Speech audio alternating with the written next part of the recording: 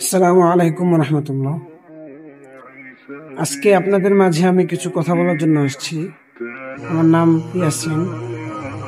ইদানিং বেশিরভাগ সময় শুক্রবার দিন যখন ফেসবুকে বা টিকটকে ঢুকি, তখন দেখা যায় সকলেই বলে যে জুম্মা মুবারক, জুম্মা মুবারক, জুম্মা মুবারক।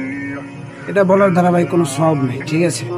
আমরা যদি এটা না বলে যদি আমরা এটা বলি যে একটা দুরূদ রয়েছে, শুক্রবার দিন আসরের পরে পাঠ করলে 80 বছরের গুনাহ মাফ হয় এবং 80 বছরের ইবাদত করার সওয়াব পাওয়া যায়।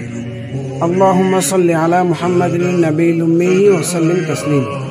এই দুরূদ শরীফটা যদি আমরা সকলেই বেশি বেশি করে শেয়ার করি, জুম্মা মুবারক বলা বাদ দিয়ে, তাহলে এর দ্বারা আমাদের অনেক সওয়াব হবে। যারা এই আমলটা করবে, আমরা তাদের সাথে আমলের সওয়াব পাবো। আল্লাহ তাআলা আমাদের সবাইকে বেশি বেশি করে আমলটা করার তৌফিক দান করুক।